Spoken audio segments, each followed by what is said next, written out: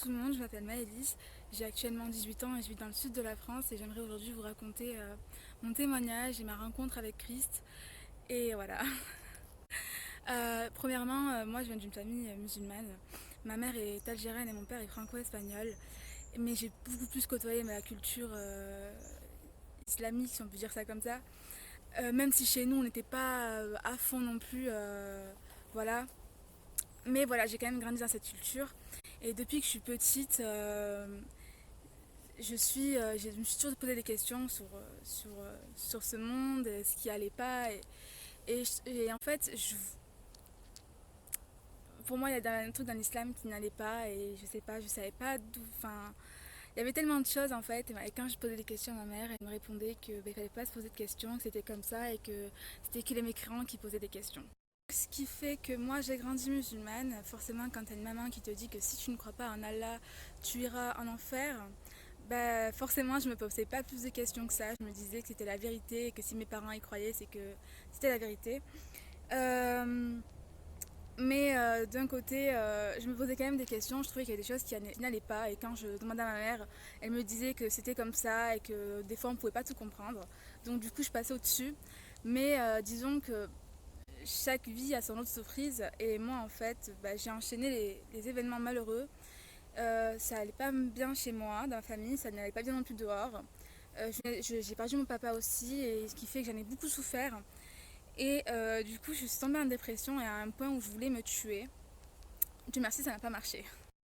Et donc après cet épisode malheureux, j'ai décidé de me réfugier dans ma religion qui était l'islam à l'époque. Donc j'avais décidé vraiment d'étudier le Coran de A à Z, de lire la biographie de Mahomet, parce que moi on me disait Mahomet il est ci, Mahomet il est ça, c'est un exemple, il est parfait.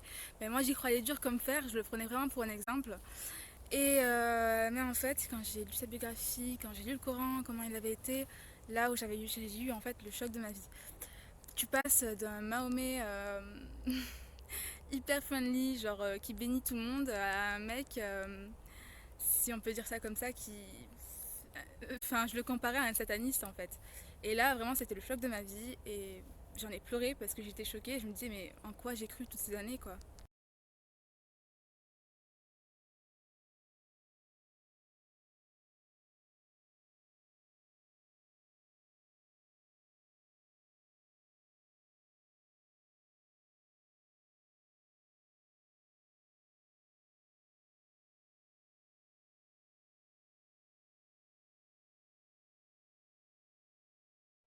Mais pour autant, malgré que j'avais découvert ça sur Mahomet, parce que je me suis dit, c'est quand même le Coran qui le dit et un Coran, c'était censé venir du paradis. Donc c'était pas, pour moi, c'était pas l'homme qui l'avait marqué. Donc forcément, si c'était pas l'homme, c'était Dieu. Donc c'est qu'il agréait avec ce comportement-là et je comprenais vraiment pas. Et je me disais, mais c'est ça ton exemple, Allah, mais je peux pas. Et du coup, malgré que je croyais encore en Allah, parce que pour moi c'était le seul Dieu unique, Dieu, hein, je lui ai parlé, j'ai prié à Allah et je lui ai dit bah écoute Allah, ça va plus être possible, ça s'arrête là, enfin je crois en toi mais pour moi Mohamed ne sera jamais mon exemple et tant pis si je vais en enfer mais t'as dit que si on renie ton prophète on te renie toi aussi, bah tant pis je renie ton prophète et je te renie toi aussi. Du coup à ce moment-là je n'étais plus musulmane. Donc du coup la semaine qui avait suivi ça, j'étais partie sur internet, j'avais fait des recherches, je me suis dit, quitte à l'avoir renié, autant savoir si c'est la vérité ou pas. Et en fait, je me suis rendu compte que toutes ces contradictions, toutes ces choses, ça a mis vraiment le doute en moi et je me suis dit qu'il y avait quelque chose qui n'allait pas.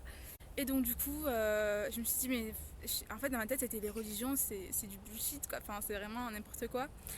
Euh, mais du coup, je pensais à devenir agnostique. Et sauf que je me suis dit, bah, écoute, Maëlys, s'il y a vraiment un Dieu qui existe, tu peux lui laisser une chance. Et comme ça, si jamais il existe vraiment et que tu le rencontres un jour, tu pourras pas lui dire que. Enfin, il ne pourra pas te dire que tu ne l'as pas cherché, quoi. Et là, du coup, je me pose dans mon lit.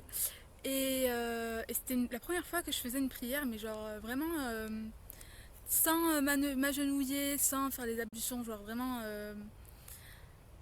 une prière juste de mon cœur quoi. Et j'étais sincère et vraiment et j'ai dit bah écoute Dieu si tu existes, je sais pas ton prénom mais moi j'aimerais vraiment connaître ta vraie identité Par contre, j'ai bien précisé que si c'était Allah, voilà, c'était déjà, à mon avis, était déjà, voilà.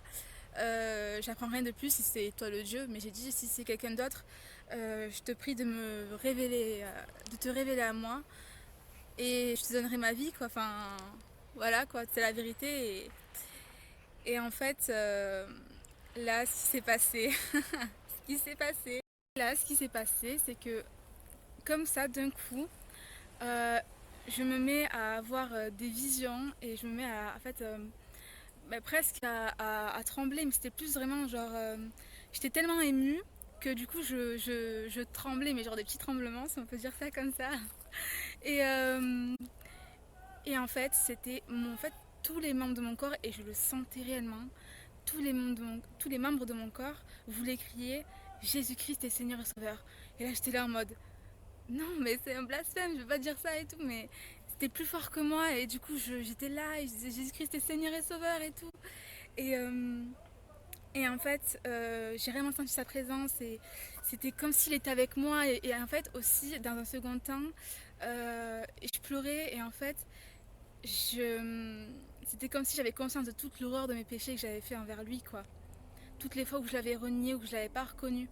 En fait, durant toute cette journée-là, ben, je pleurais comme un bébé. J'arrivais pas à m'arrêter parce qu'en fait, j'avais tellement d'un côté ce poids et en même temps ce soulagement d'avoir trouvé la vérité. Je me sentais vraiment dans la vérité, j'étais vraiment convaincue. Et après, j'ai vécu des choses folles avec Chris, mais vraiment des miracles de fou malade.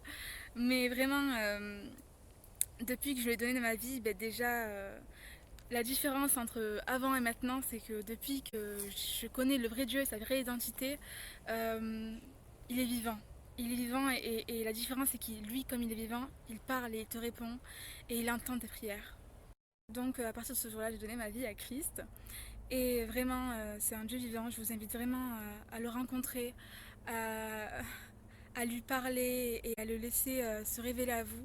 Car vraiment, bah, c'est une vie nouvelle avec lui. Vraiment, je l'ai vraiment expérimenté.